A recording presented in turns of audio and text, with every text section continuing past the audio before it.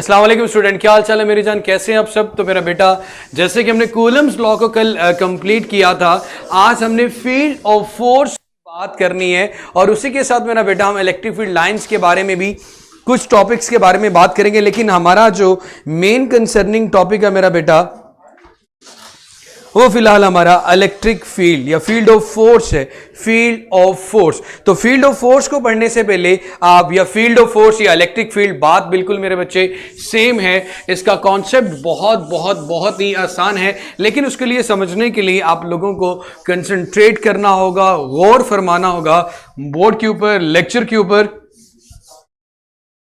सो जल्दी से मेरा बेटा लाइव हो जाए ताकि कुछ कुछ के बाद कुछ याद है, पता नहीं क्या याद है पुत्र। Electrostatics chapter number 12। वालेकुम सलाम मेरा बेटा।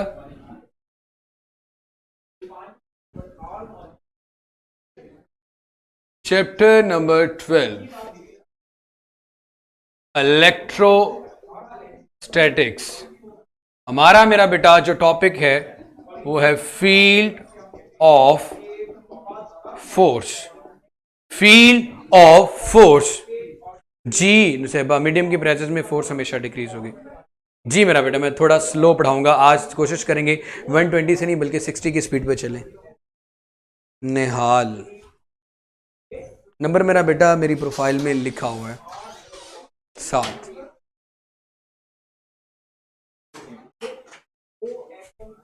गुड इवनिंग बेटा, गुड इवनिंग। अभी मेरे बच्चे, आप लोगों की जो चैट है मैं उसको डिसेबल करने के लिए जा रहा हूं, ध्यान से सुनिएगा। इनकी जरा चैट है जरा डिसेबल कर दें।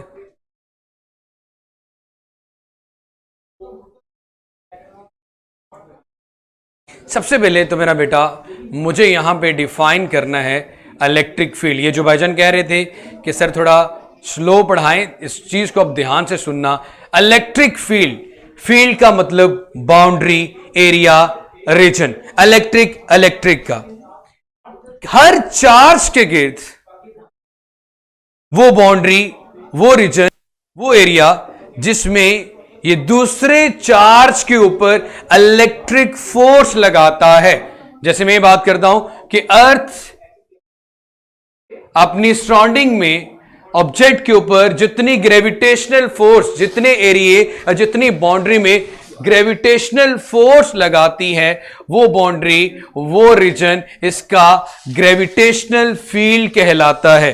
वो बाउंड्री, वो रीजन, वो एरिया इसका ग्रेविटेशनल फील्ड कहलाता है। Is it clear? सब ठीक है जी मेरा बेटा। वो बाउंड्री, वो रीजन, वो एरिया इसका ग्रेविटेशनल फील्ड कहलाता है। इसी तरह हर चार्ज अपने सराउंडिंग में कितने रीजन तक किसी दूसरे चार्ज के ऊपर इलेक्ट्रिक फोर्स लगा सकता है। वो फोर्स ऑफ अट्रैक्शन भी हो सकती है, वो फोर्स ऑफ रिपल्शन भी हो सकती है। उसको मेरा बेटा हम नाम देते हैं इलेक्ट्रिक फोर्स का। अब यहां पे एक चीज मैं आप लोगों को बता दूं, इलेक्ट्रिक फील्ड को देखने के लिए, इलेक्ट्रिक फील्ड को चेक करने के लिए हम जिस चार्ज का इस्तेमाल करते हैं उसको नाम देते हैं मेरा बेटा टेस्ट। टेस्ट चार्ज को जो Q0 से रिप्रेजेंट करते हैं, पॉजिटिव टेस्ट चार्ज लेते हैं। इस बात का मतलब ये कि सपोज मेरे पास एक पॉजिटिव चार्ज यहां पे मौजूद है, ये कोई उसकी सराउंडिंग, ये उसकी बाउंड्री है जहां पे उसका फील्ड मौजूद है। मैं एक टेस्ट चार्ज यहां पे लेके आता हूं, ये चार्ज, अब टेस्ट चार्ज का ऐसा टेस्ट चार्ज, हम टेस्ट चार्ज एक ऐसा चार्ज लेते हैं जिसका इलेक्ट्रिक फील्ड इतना कम होता है कि वो किसी दूसरे चार्ज के इलेक्ट्रिक फील्ड को डिस्टर्ब नहीं करता। इस पॉइंट को गौर से सुनिएगा। ये जो टेस्ट चार्ज, टेस्टिंग के लिए हम जो चार्ज लेते हैं उसका इलेक्ट्रिक फील्ड इतना कम होता है कि वो किसी दूसरे चार्ज के इलेक्ट्रिक फील्ड को डिस्टर्ब नहीं करता। वो किसी दूसरे चार्ज के इलेक्ट्रिक फील्ड को डिस्टर्ब नहीं करता। वो किसी दूसरे चार्ज के इलेक्ट्रिक फील्ड को डिस्टर्ब नहीं करता। मैंने आप लोगों को बताया हर चार्ज के गिर्द वो बाउंड्री, वो रीजन, वो एरिया जिसमें ये किसी दूसरे चार्ज पे फोर्स लगाता है, उस बाउंड्री, उस रीजन को चार्ज का इलेक्ट्रिक फील्ड कहते हैं। या फिर मैं लिख सकता हूं उसको फील्ड ऑफ फोर्स, जहां पे एक चार्ज किसी दूसरे चार्ज पे फोर्स लगा सकता है, वो रीजन, वो बाउंड्री, वो एरिया इसका इलेक्ट्रिक फील्ड कहलाता है। जैसे कि मैंने कहा कि मेरे पास एक चार्ज, पॉजिटिव चार्ज है, मैं उसके करीब एक पॉजिटिव टेस्ट चार्ज लेके जाता हूं, इन दोनों के दरमियान फोर्स आएगी, चाहे वो force of repulsion, electric force. अब मेरा बेटा जैसे जैसे इस टेस्ट चार्ज को मैं क्यू चार्ज या पॉजिटिव चार्ज के करीब लाता जाऊंगा, ये फोर्स बढ़ती जाएगी और बहुत ज्यादा कम डिस्टेंस पे ये फोर्स की वैल्यू और ज्यादा बढ़ती जाएगी। इस बात का मतलब क्या होता है कि जहां तक आप ऑब्जेक्ट के करीब जाते जाते हो, कूलम लॉ भी यही कहता है कि उस पे लगने वाली फोर्स बढ़ती जाती है, उस पे लगने वाली फोर्स बढ़ती जाती है। मैं अगेन ये बात कर सकता हूं मेरा बेटा, इसकी डेफिनेशन लिखी हुई आपकी बुक के according, force experience by a test charge, वो फोर्स जो एक टेस्ट चार्ज को सामना करना पड़ती है, experienced by a test charge, force experienced by a test charge in the vicinity of a source charge, in the vicinity of source charge, in the vicinity of source charge, force जो एक test charge को किसी दूसरे charge के electric field में सामना करना पड़ती है, उसको मेरा बेटा हम इलेक्ट्रिक फील्ड स्ट्रेंथ भी कहते हैं। Force per unit test charge, इस इलेक्ट्रिक फील्ड में एक टेस्ट चार्ज के ऊपर कितनी फोर्स लग रही है, उसको यह बात भी कहा जाता है इलेक्ट्रिक फील्ड स्ट्रेंथ। क्या कहते हैं मेरा बेटा? Electric field strength. फोर्स ज्यादा लगेगी टेस्ट चार्ज पे तो हम कहेंगे कि वहां पे इलेक्ट्रिक फील्ड की स्ट्रेंथ ज्यादा है, फोर्स कम लगेगी हम कहेंगे इलेक्ट्रिक फील्ड की वैल्यू कम है। टेस्ट चार्ज को इसके इलेक्ट्रिक फील्ड से दूर ले जाएं तो फोर्स की वैल्यू कम हो जाएगी, करीब लेके आते जाएंगे इलेक्ट्रिक फील्ड में तो फोर्स उस पर लगने वाली ज्यादा होती जाएगी। बहुत ही आसान सा कॉन्सेप्ट था। Force per unit test charge is called electric field strength. अब मेरा बेटा वेक्टर क्वांटिटी है, किस डायरेक्शन में होगी? जिस डायरेक्शन में फोर्स होगी उसी डायरेक्शन में इलेक्ट्रिक फील्ड स्ट्रेंथ। और इसको मेरा बेटा आपने 10th क्लास में इलेक्ट्रिक फील्ड इंटेंसिटी के नाम पे भी पढ़ा था। जमीन अपने अराउंड जितने एरिया में चीजों को अपनी तरफ अट्रैक्ट करती है वो उसका ग्रेविटेशनल फील्ड है। इसी तरह एक चार्ज के गिर्द वो एरिया, वो बाउंड्री, वो रीजन, वो जगह जहां पे वो चार्ज किसी दूसरे चार्ज के ऊपर इलेक्ट्रोस्टैटिक फोर्स, जो कि फोर्स ऑफ अट्रैक्शन है या फिर फोर्स ऑफ रिपल्शन है, एग्जर्ट कर सकता है, लगा सकता है, वो रीजन, वो बाउंड्री, वो एरिया इस चार्ज का इलेक्ट्रिक फील्ड कहलाता है। ये अपनी जगह पे मौजूद है। हम टेस्टिंग के लिए इसके करीब चार्ज लेके जाते हैं। टेस्टिंग के लिए टेस्ट चार्ज लिया जाता है जो कि पॉजिटिव होता है। इसकी अपनी वैल्यू इतनी कम होती है कि इसकी वजह से किसी दूसरे चार्ज के इलेक्ट्रिक फील्ड को डिस्टर्ब नहीं होता, खराब नहीं होता। जब इस टेस्ट चार्ज को मैं इसके इलेक्ट्रिक फील्ड के करीब लेके जाऊंगा तो ये टेस्ट चार्ज इस चार्ज के ऊपर फोर्स लगाएगा। जितना ये दूर होगा इस पे फोर्स कम लगेगी। जितना आप टेस्ट चार्ज को चार्ज के करीब ले जाते जाएंगे, टेस्ट चार्ज को चार्ज के करीब ले जाते जाएंगे, फोर्स की वैल्यू बढ़ती जाएगी। So force per unit charge जब बढ़ती जाएगी, कम होती जाएगी, ज्यादा होगी, तो मैं क्या बात कर रहा हूं? मैं मेरा बेटा इलेक्ट्रिक फील्ड स्ट्रेंथ की बात कर रहा हूं। मैं किसकी बात कर रहा हूं मेरे बेटे? इलेक्ट्रिक फील्ड स्ट्रेंथ की। इलेक्ट्रिक फील्ड स्ट्रेंथ कब बढ़ेगी? जब आप उसको टेस्ट चार्ज को चार्ज के करीब लेते जाते जाएंगे। अब मेरा बेटा इसको और मजीद सिंप्लीफाई करते हैं। हमारे पास इसका यूनिट क्या बनेगा? न्यूटन पर कूलम। इसका एक यूनिट मेरा बेटा वोल्ट पर मीटर भी होता है। ये शॉर्ट क्वेश्चन भी आता है, इसको हम प्रूव भी करेंगे अपने नेक्स्ट टॉपिक में ये कैसे इक्वल होते हैं। अब मेरे बच्चे हमारे पास फॉर्मूला बना is equal F over Q not. इसको और ज्यादा सिंप्लीफाई करते हैं। हमारे पास क्योंकि F इलेक्ट्रोस्टैटिक फोर्स है, कूलम फोर्स है, तो F किसके इक्वल होता है मेरा बेटा? K Q1 Q2 over R square. Force किसके इक्वल आती है मेरा बेटा? K Q1 Q2 over R square. अब मेरे बच्चे Q1 हमारे पास एक पॉजिटिव चार्ज है, Q1 हमारे पास एक पॉजिटिव चार्ज है, उसको Q लिख देते हैं। Q2 दूसरा चार्ज हमारे पास टेस्ट चार्ज था, तो Q2 की जगह पे Q0 लिख लिया। यहां पे Q1 और Q2 का मतलब पहला चार्ज और दूसरा चार्ज कौन से थे जिनके दरमियान आप इलेक्ट्रोस्टैटिक फोर्स की बात कर रहे हैं? एक हमारे पास टेस्ट चार्ज था Q0 और पॉजिटिव चार्ज था Q। इन दोनों के दरमियान बात की जा रही थी, तो इसको मॉडिफाई कर देते हैं K Q0 over R square. ये हमारी कूलम फोर्स आ गई between a charge and positive test charge. अब मेरे बेटे मैं इसको फॉर्मूले में एज इट वैल्यूज वैसे की वैसे पुट कर देता हूं। इसको मेरे बेटे मैं यहां पे A is equal to F की वैल्यू लिखते हैं। F है जनाब K Q0 over R square divided by R है मेरा बेटा आपके पास Q0, मतलब सिंपली यहां पे लिख लेता हूं 1 ओवर Q0 साथ आ रहे हैं, तो Q0 जो टेस्ट चार्ज है Q0 के साथ क्या हो गया मेरा बेटा? कैंसिल। सिंपल फॉर्मूला बना इलेक्ट्रिक फील्ड का K Q over R square. K Q over R square electric force का या इलेक्ट्रिक फील्ड का क्या फॉर्मूला बन गया आपके पास मेरा बेटा? K Q over R square. K हमें पता है फ्री स्पेस के लिए होता है 1 over 4 pi epsilon naught, Q over R square आ जाएगा।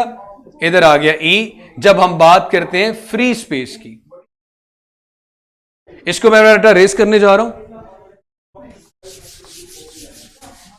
जब टेस्ट हम ये बात करते हैं कि इन द प्रेजेंस ऑफ मीडियम, जब कोई मीडियम आ जाता है तो क्या होता है मेरा बेटा? सिंपली हमारे पास ये बन जाएगा 1 ओवर 4 पाई एप्सिलॉन नॉट और रिलेटिव परमिटिविटी आ जाएगी। बाकी फॉर्मूला बिल्कुल सेम रहेगा, Q ओवर R स्क्वेयर। ये आ गया, ये हमारे पास फ्री स्पेस के लिए फॉर्मूला आ गया। ये हमारे पास मेरा बेटा in the presence of medium आ गया। अब मेरे बच्चे अगर आप इसको वेक्टर की फॉर्म में लिखना चाहें तो सिंपली वेक्टर की फॉर्म में लिखने के लिए क्या होता है? मैग्नीट्यूड और यूनिट। यहां पे यही चीज वैसे की वैसे रहेगी 4 by epsilon not epsilon R Q over R square, और इसके लिए हम यूनिट यूज कर लेंगे यूनिट वेक्टर। ये इसकी वेक्टर की फॉर्म आ गई। मैं इस टॉपिक को दोबारा से रिपीट करता हूं मेरा बेटा। हमारे पास टॉपिक का नाम था what is called electric field. किसी भी चार्ज के गिर्द वो बाउंड्री, वो रीजन, वो एरिया जिसमें एक चार्ज किसी दूसरे चार्ज के ऊपर फोर्स लगाता है। वो फोर्स ऑफ अट्रैक्शन भी हो सकती है, वो फोर्स ऑफ रिपल्शन भी हो सकती है। तो इस चीज़ को चेक करने के लिए हमने एक चार्ज ले लिया जिसे पॉजिटिव चार्ज कहते हैं, ये वो Q ले लिया और उसके करीब लेके गए मेरा बेटा हम एक टेस्ट चार्ज को।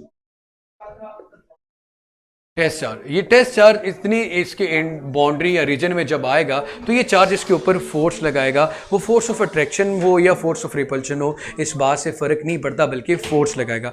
जैसे जैसे आप इसको इसके करीब करते जाओगे फोर्स बढ़ती जाएगी, दूर करते जाओ इसके इलेक्ट्रिक फील्ड से बाहर चले जाओगे तो फोर्स की वैल्यू बिल्कुल जीरो हो जाएगी। हमने कहा फोर्स पर यूनिट चार्ज कब ज्यादा होगी? जब इसके करीब रहेंगे। तो फोर्स पर यूनिट चार्ज को हमने कह दिया इलेक्ट्रिक फील्ड स्ट्रेंथ। ज्यादा कब होगी? जब फोर्स ज्यादा होगी मेरा बेटा। तो हमने F लिखा क्योंकि इलेक्ट्रोस्टैटिक फोर्स थी। इलेक्ट्रोस्टैटिक फोर्स का कूलम फोर्स का फॉर्मूला होता है K Q1 Q2 over R square. पहला चार्ज हमारा एक पॉजिटिव चार्ज था और टेस्ट चार्ज हमारा Q0 था। Q1 और Q2 की जगह वो लिखे।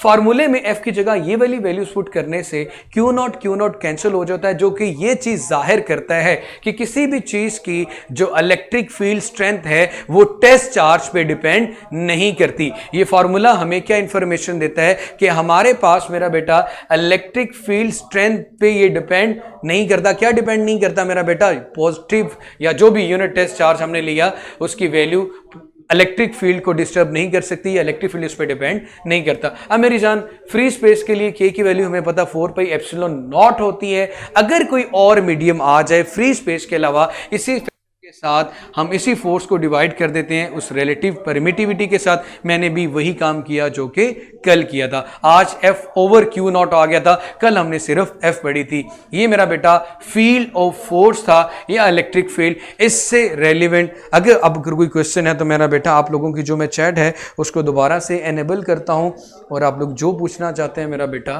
पूछ सकते हैं। कोशिश तो मैंने की थी कि इसको कम से कम स्पीड से पढ़ाऊं, लेकिन फिर भी अगर ज़्यादा होगी तो उसके लिए माजरत। लेकिन देख लेते हैं कि मेरे बच्चों का इससे रेलिवेंट कोई क्वेश्चन तो नहीं बचा।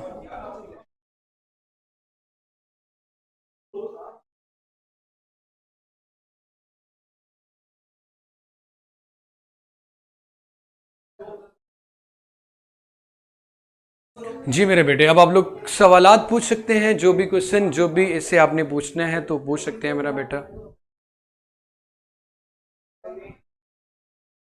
जिन लोगों को क्लियर हो चुका है मेरा बेटा वो सिर्फ क्लियर का कमेंट करेंगे, बाकी जो सवाल पूछना चाहते हैं वो पूछ सकते हैं। आपकी बुक के अकॉर्डिंग बिल्कुल एक एक चीज बताएगी है।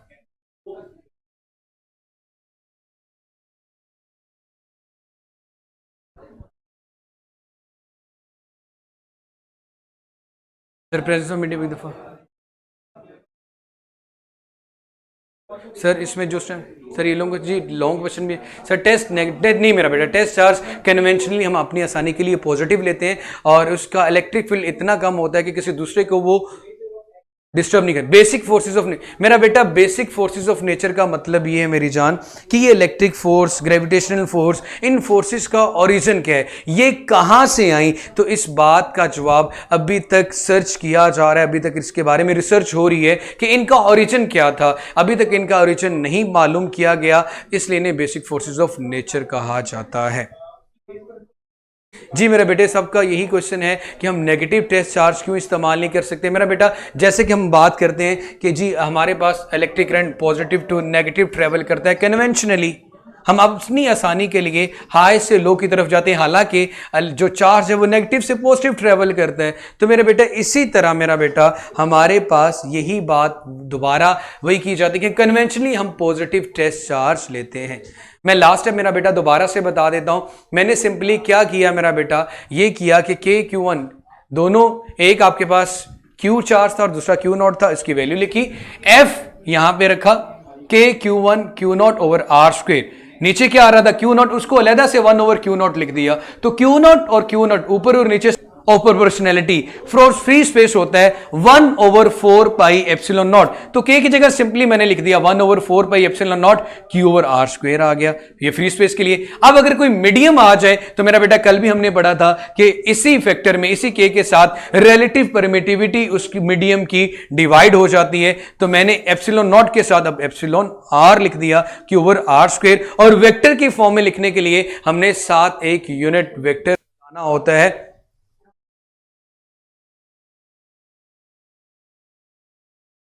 फिर हर लेक्चर मेरा बेटा आप हर लेक्चर में ही पूछेंगे और मैं आपको हर लेक्चर में ही बताऊंगा। सर बुक में ये डिराइव नहीं हुआ है, तो मेरा बेटा मैंने तो कर दिया ना मेरी जान, आप इसको नोट कर लें। नसीब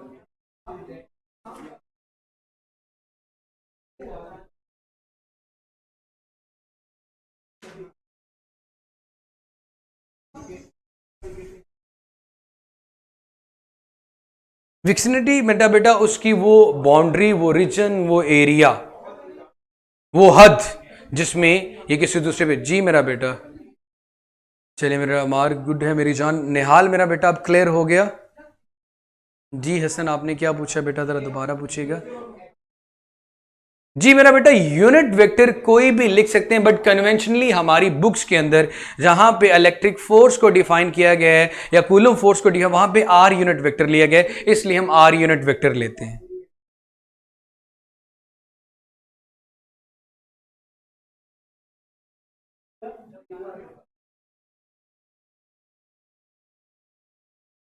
मेरा बेटा आप थ्योरी में अगर कोई क्वेश्चन आप लोगों ने पूछना है फील्ड्स ऑफ फोर्स में, तो आप लोग मेरा बेटा पूछ सकते हैं। माइकल फेरेडे का यहाँ पे कॉन्सेप्ट बताया गया है कि उन्होंने नेक्स्ट टॉपिक में कि हमें ये कॉन्सेप्ट दिया था इलेक्ट्रिक फील्ड का, कि हमारे पास हर चार्ज की ये इंट्रिंसिक उसकी अपनी प्रॉपर्टी होती है कि उसकी बॉन्डी या रीजन किसी दूसरे चार्ज पे वो फोर्स लगा सकता है। उसके बाद मेरा बेटा माइकल फेरेडे ने ही हमें इलेक्ट्रिक फील्ड लाइंस का कॉन्सेप्ट दिया था, जो कि एक्चुअली मैं कल के टॉपिक में बढ़ाना। सर प्रेजेंस सही था बेटा। प्रेजेंस ऑफ मीडियम का मतलब कि अगर आपके पास मेरा बेटा फ्री स्पेस, दो चार्ज के दरमियान फ्री स्पेस नहीं बल्कि वाटर आ जाता है या आपके पास कोई और मीडियम आ जाता है, जैसे कि कल हम लोगों ने पढ़ा था, तो हर एक मीडियम की अपनी रिलेटिव परमिटिविटी होती है। जब दो चार्जेस के दरमियान अगर कोई मीडियम आ जाए तो मेरा बेटा उसकी रिलेटिव परमिटिविटी जितनी होती है उतने टाइम फोर्स कम हो जाती है। सर प्लीज ई नोट के फुल स्पेलिंग, एप्सिलॉन नॉट के फुल स्पेलिंग बता दें। हैं? इसकी कौन सी स्पेलिंग मेरा पुत्र?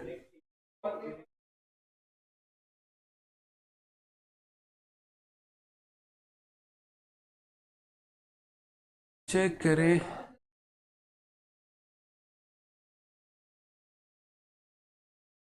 जी मेरा बेटा, मैं आपको बता दूं कि अगर आपके पास ये क्वेश्चन शॉर्ट में पूछा जाए, हम किसी भी क्वेश्चन को डिफाइन नहीं कर सकते। अगर ये लॉन्ग में आ जाए तो आपने कंप्लीटली लिखना होगा मेरा बेटा, और अगर शॉर्ट में आ जाए तो ये जो डेफिनेशन लिखी हुई है A over F over Q naught और इसका फाइनल फार्मूला लिख दें।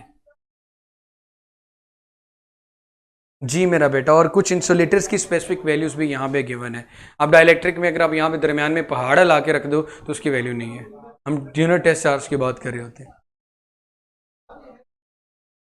हिबा बेटा, मैंने यही बात की है कि अगर आपके पास ये बच्चे शॉर्ट में आता है तो आपने उसकी डेफिनेशन जो कि ये लिखी हुई है और ये कोई फाइनल फार्मूला लिख देना या E equal F over Q लिख दें, और अगर लॉन्ग में आता है तो फिर पूरा लिखना होगा। और हमेशा जैसे कि फरीद साहब यहाँ पे क्लास में मौजूद तो हैं, उनको बड़े अच्छे से पता है जब मेरा बेटा एक चैप्टर कंप्लीट होता है, उस चैप्टर कंप्लीट होने के बाद मेरा ये मेथोडोलॉजी है, मेरा ये तरीकाकार है कि पहले मैं पूरा चैप्टर पूरे का पूरा पढ़ाता हूँ, ईच एंड एवरीथिंग करवाता हूँ, और उसके बाद at the end of the lecture जिस दिन लास्ट डे होता है उस टॉपिक का, उसके अंदर आप लोगों को ये चीज़ बता दी जाती है कि कौन कौन से टॉपिक बोर्ड के पेपर में लॉन्ग में और शॉर्ट में आ चुके हैं। इंट्रिंसिक का मतलब मेरा बेटा होता है जैसे कि हमारी बॉडी की अपनी खसूसियत है, ब्लड पंप करना, हार्ट का, और फूड का डाइजेस्ट करना, तो these are intrinsic property of a human. इसी तरह एक चार्ज की इंट्रिंसिक प्रॉपर्टी है कि किसी दूसरे चार्ज के ऊपर फोर्स लगाता है अपने इलेक्ट्रिक फील्ड में। जी अफाक बेटे, मैं दोबारा से ही बता रहा हूँ, सिंपली अगर दो चार्ज के दरमियान, जैसे कल कहा था कि अगर फ्री स्पेस है तो एप्सिलॉन नॉट आएगा, और अगर फ्री स्पेस नहीं कोई और मीडियम आ जाता है तो हम उसकी रिलेटिव परमिटिविटी साथ लिख दें। जी मेरे बेटे, जो पेज नंबर 5 पे गिवन है, 4 और 5 वाला टॉपिक हमने किया है। लाइबा आसिफ। जी अफाक साहब, अब क्लियर हो गया मेरा बेटा? सर मेरे क्वेश्चन भी आंसर कर दीजिए। अहमद साहब, क्या क्वेश्चन है मेरा बेटा? फिर ये गूगल कर लो, उर्दू के है। सर इलेक्ट्रिक फोर्स और इलेक्ट्रिक फील्ड की डायरेक्शन। जी मेरा बेटा, जिस डायरेक्शन में इलेक्ट्रिक फोर्स होगी उसी डायरेक्शन में इलेक्ट्रिक फील्ड होगा। जैसे फोर्स और एक्सेलरेशन की बात करते हैं, जिस डायरेक्शन में एक्सेलरेशन प्रोड्यूस हो रहा है उसी डायरेक्शन में फोर्स है, या जिस डायरेक्शन में फोर्स लग रही है उसी डायरेक्शन में एक्सेलरेशन होगा। जी मेरा बेटा, यूनिट पॉजिटिव। यूनिट पॉजिटिव का मतलब मेरा बेटा ये बनता है, ये यूनिट टेस्ट चार्ज लेते हैं, ऐसा चार्ज जिसका मैग्नीट्यूड 1 होता है, और उसके अलावा इसके मैग्नीट्यूड की वजह से, इस चार्ज की वजह से किसी दूसरे चार्ज के इलेक्ट्रिक फील्ड को ये डिस्टर्ब नहीं करता, फर्क नहीं पड़ता। मेरा पुत्र, मैं किन्नी को उर्दू बोला, मैंने कहा तो मैं पंजाबी च भी दस जाता हसन पुत्र। जी मेरा भाई, डाइलेक्ट्रिक में कोई भी इंसुलेटर हो सकता है जो यूज किया जा सके दो इलेक्ट्रिक चार्जेस के दरमियान, वो वाला। आप खुद दरमियान में दो चार्जेस के बैठ जाएंगे तो वो नहीं बात कर सकता।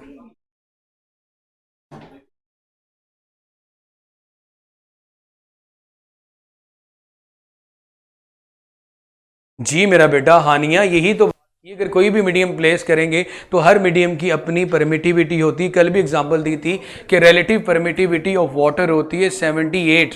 इस बात का मतलब भाईजान ये बनता है कि अगर दो चार्जेस के दरमियान पानी मौजूद है तो उनकी जो वैल्यू फ्री स्पेस में आ रही थी जब एप्सिलॉन नॉट था उसके मुकाबले में 78 टाइम्स जब आप पानी रखोगे दो चार्जेस के दरमियान में तो 78 टाइम्स वो फोर्स कम हो जाएगी। जी मेरा बेटा, शॉर्ट में यही करना है। चले मेरा बेटा, आप लोगों का जो रिजल्ट है वो भी आप लोगों के सामने शो हो चुका है।